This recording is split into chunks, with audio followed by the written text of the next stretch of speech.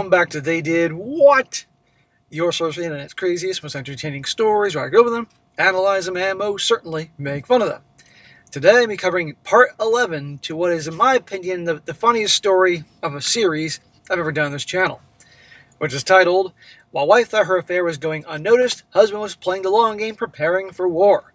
And a shout out to Sean for letting me know about this update here. And guys, as per usual, I'm not doing a recap of the whole story. You all know it.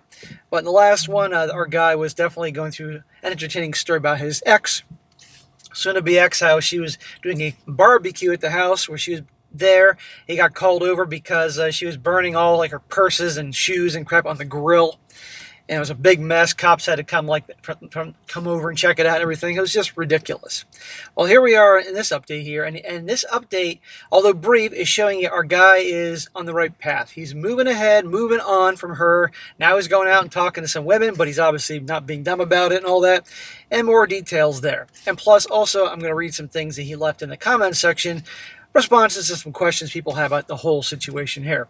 So since you guys, the guys that come back and watch this every time, you really like this guy, so I wanted to give you this update. So he says here, well, I went out with Matt and Jim on Friday. We did a little pre-gaming at Matt's place, and Matt's wife made adjustments to my wardrobe before allowing me to leave. Well, this guy's a programmer by trade, so I guess a suave attire is not his forte. I don't know. Well, I turned off my phone and gave it to her and told her to hide it from me until tomorrow morning. Good, disconnect. We went to a place that played EDM, but still had ESPN on mute, playing in the background. So I don't know if it was considered a club or a bar. I'm leaning towards a club because the bartender looked grateful to us as we ordered bourbon and beer rather than some neon-colored potion. At the end of the day, stick to the basics, the fundamentals, beer and bourbon. Yeah, instead of that weird glow-in-the-dark shit they give you in clubs and all. I don't know if we were on an off night, but there was way more women than men there. Is that a thing? I'm going to read that again for you guys that especially watch my other channel, Strong Successful Male. I don't know if we were on an off night, but there were way more women there than men. Is that a thing? This has been happening more and more. I've read a number of articles about this where in the past, typically you would have way more men than women in these places. So the women had it made. Now things are changing when more women are there to these singles events and stuff like that, because guess what? Guys aren't interested anymore. More and more guys are realizing that the women out there are just a bunch of assholes, for lack of a better term, the majority, and they're not interested. They're walking away from all this crap. Surprise, surprise, more women than guys. Well, a cute gal who looked to be in her mid-20s came up to me and asked me if I was from Nashville. I said no, and she said I looked like a guy she met at a conference in Nashville who was an architect. What a load of crap. She knows, number one, you're not that guy, or certainly from Nashville. That was an attempt to break the ice and talk to you. And that's good. That's why it's in your favor to be there when there's more women than men there. Hey, cool. See, women do the same crap that guys do when they want to chat somebody up. They'll find an excuse. Do I know you? No, you don't know me, lady. Well, I joked and said the only thing I can architect is my own destruction. And I told her I was a developer, the software kind, not real estate kind, and she laughed. You could probably say anything, and this girl would laugh. Balls in your core, you got it made. She asked about it, and I gave her the elevator pitch. We had a nice chat, and she asked for my phone number, or asked for my phone, and I said I'd bring it along because I wasn't allowed around a phone for 24 hours because of an aforementioned self-destruction. The fact that he's mentioning the self-destruction, joking around, immediately she's thinking, ooh, he's damaged. I can fix this guy. Hence, the attraction level goes up. Well, she wrote her phone number on a napkin and gave it to me when her girlfriends told her they were leaving. I kind of don't know what to do. I felt bad for taking it. I have no intention of calling her. Smack! Don't feel bad. Dude, this is helping you move on. You don't have to call her. The fact that you were out, that's a good thing. The fact that some chick chatted you up, that's a good thing, confidence boost, because eventually this guy's going to get back on the horse down the road here. And even if you did call her, I wouldn't recommend it right now because you got to focus on the divorce, but just let that boost your confidence. Well, it says here, a pretty girl talked to me and I made her laugh, though. Let's walk before we run. Then I met a couple from a new gym who were there. I had talked to the guy briefly before, and we had met more of a head-nodding acknowledgement relationship. I met him and his girlfriend there formally, and we talked about some shit and about the regulars. His girlfriend was a little handsy with me, which made me uncomfortable. She was touching my upper arms, and she put her hand on my chest to emphasize a point. I was looking at her boyfriend, and he didn't seem to notice, or if he did, he didn't say anything. It kind of put me off. Maybe she's just a touchy person. Well, he's back in the swing of things. No, she's not just a touchy person. She's obviously attracted to you, dude.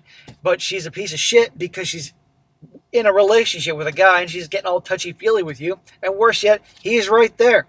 Unless they're swingers in an open relationship and she's looking to have the next victim come in. Other than that, step away. Don't talk to them. I mean, if you like him and you see him at the gym, hey, how you doing? But don't get involved with her. She's trouble.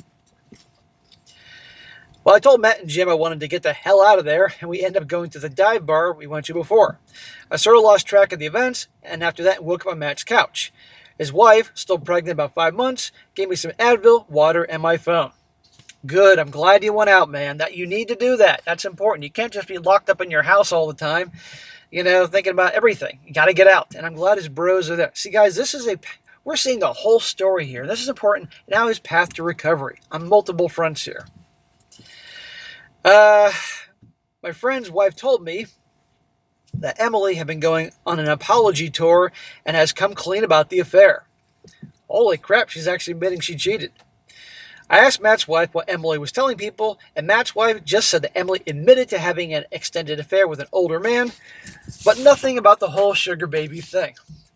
Of course, she's not going to tell the whole truth. People are going to get just enough to know what's going on. They're not going to get the details.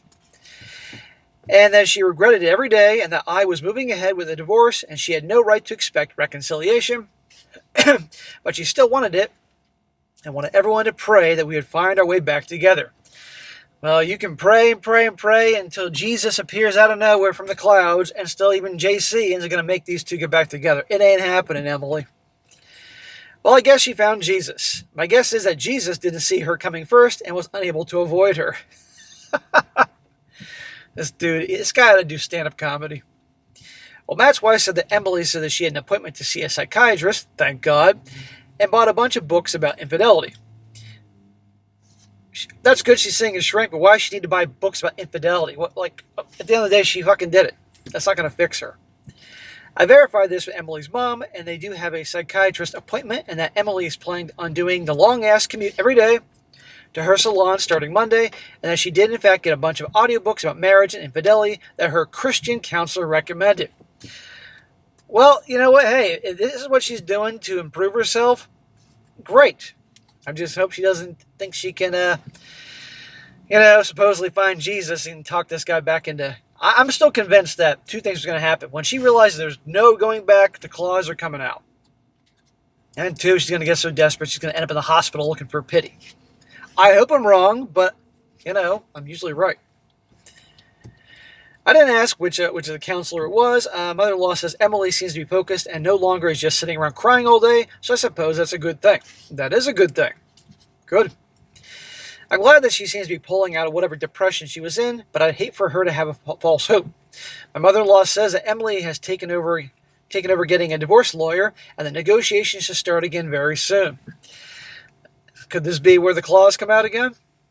That's it for now. Boring update, I know, but I guess I'm just journaling at this point. Hey, man, those of you that are watching this and following this story, love updates. That's why I'm doing this, even though it's not, a super update or anything. But the important thing is he's moving on. He's getting out. That's what you guys got to do. For you guys are watching this, maybe have been through similar situations and know there's a time that you spend locked in your room and fucking singing Everybody Hurts and listening to fucking, Sarah McLachlan, if that's what some guys do. And then you got to get out and you got to go to the gym. And he's going to the gym and going out with your bros and taking it one day at a time and talking to chicks if that's what he wants to do. And he's doing that. So that's good, one step at a time. But I recommend he does not get involved with any girls right now until this divorce is over with and after a very long time. But eventually, it won't hurt him, but he has to wait till the time is right. Now, there were people that asked him questions in the comment section. There's one guy asked him a bunch of questions, and I'm going to respond with what he wrote, because it gives more details about his story, behind-the-scenes things, because with all these updates he's done, He spends a lot of time responding to questions which I really never went over, finding out more details behind the scenes. So for you guys that really like to know the details here, this one guy asked him, he says, I have a couple questions about that are lingering in my head, if you don't mind asking. The first question this dude asks is, when you found out that Emily was raiding the emergency fund, what was her response and reasoning? Did you tell her that if she ever got into money problems, or any problem in general, you guys would work together? And his response, because remember guys, she was raiding the emergency fund to keep her business afloat during COVID times. He says, it was during COVID lockdown, her business was suffering. She raided the emergency fund to pay some sudden costs that came up, and I later learned it was due to her letting some key expenses slide for too long. I found out because I was looking at the emergency fund because I wanted to use it to buy a gaming laptop. I was bored and wanted to investigate LLMs like open source GPT variants such as GPT and GPT Neo. Was that a thing in 2000? In 2020? I didn't hear anything about chat GDP and that shit until the end of 2022, but I could be wrong here. I'm not a tech guru. He says, I discovered the money gone, but it had happened the day previous, and she said she was going to tell me. Her justification was that it was an emergency, and it was, but she didn't tell me she was going to do it. So I just did it without consulting me first. Well, she absolutely should have consulted you, okay? Fine, a lot of businesses were in trouble then. Fair enough, but still should have mentioned it. And honestly, him getting a gaming laptop was an emergency for the emergency fund, for goodness sake. Although some people would disagree with me. Number 2, how big was the fight? Was it a long argument and you guys were kind of not talking or moody around each other for a bit before it died down? He says it was a big fight and ended up with her crying and me apologizing for being harsh. Smack! You fell for it. I get belligerent and sarcastic when we fight, and she hates it. I still put notifications on our emergency and savings account so that any activity gets sent to us via text and email. We talked it out, though, and I thought we were good after that. We had an understanding about joint funds. Until she needs it again. 3, the guy says, if possible, could you share more about the card that John left Emily on Valentine's Day? He said it was explicit. Was it sexually explicit or just him describing his feelings in depth? If he sent the contents of the email to Emily's family, why would the father-in-law get mad at you when his evidence and a photo of Emily and John? Well, father-in-law doesn't accept that his little girl is someone else's little WHORE. He says the Valentine's Day card said that John enjoyed and missed their Friday afternoon tryst, as well as gross comments about her body, that he wanted to see her dressed up in the present he bought her. I'm not going to get more specific than that. Okay, number 4. He says, has Emily avoided talking about problems with you in the past? Did it take a while for you to know there was an issue, or did she still reach out to you first and discuss it? He says, we talked about our personal problems or household issues. She never spoke to me about her business, though, or its problems. I don't know why. Well, some people get very secretive about that. Look, it may be her business, but still it's contributing to the household income. He has a right to know if she's having any struggles or problems here. Number 5, you mentioned you had a cost of living issue. Since you were staying in your dad's house, what were the other costs you had to spend on, other than cars, groceries, insurance, etc.? He said, I wasn't making 6 figures our entire marriage. That's a recent thing. During our marriage, we were aggressively paying off my student loans and fully funding my 401k, as well as investment accounts we were setting up for our future kids. We had to pay for their home and auto insurance, property taxes, and we were in a nice neighborhood, which meant higher priced grocery and retail stores nearby. I like to hear that early on, instead of being dumb, they were paying off their student loans and funding the 401k, because the younger you are who start putting the money away has that time to grow over the decades. He also said we traveled to the discount places on the weekends and saved up our grocery list until then, and I even tried some couponing for a while. We were also using funds to supplement Emily's business expenses. Usually a couple $100 here and there, nothing on the order of $10,000, which was in the emergency fund though. My lawyer and I are using both the emergency fund and the sporadic payments towards her business as a negotiating factor in the divorce terms. I'm 99% sure her business is an LLC. Well, her business is probably LLC or an S corporation, one or the other. Well, there you go. And yeah, definitely use it.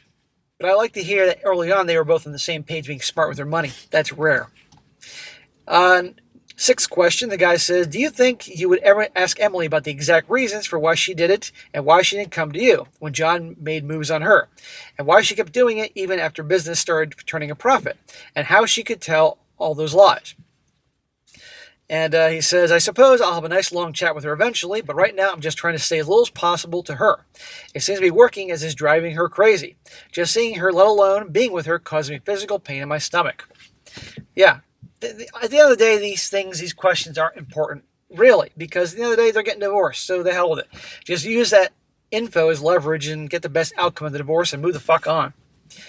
And last question, the guy says, random question, but what cars do you and Emily drive? Good Lord, who cares? But I'll read it. Just curious if you're car people or just want to get from point A to point B. He says, I drive a 2020 Camry and she drives a 2022 Volvo. Camry's almost paid off.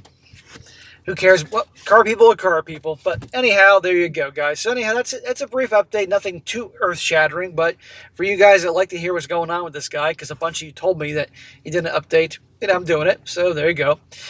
So, guys, when you see more updates on this or any other good things, let me know. All right, guys, that's it for today. Be sure to comment down below. Let me know what you think about this. And, guys, like I've been saying a lot, if you happen to be on X, formerly Twitter, come check me out. The handle is SSM Channels, growing every day. And if you haven't done it already, definitely come over and get your friends and family, even though you may hate Elon or whatever, and it definitely helps me out. And be sure to like the video, share with your friends, and subscribe. And I'll catch you next time.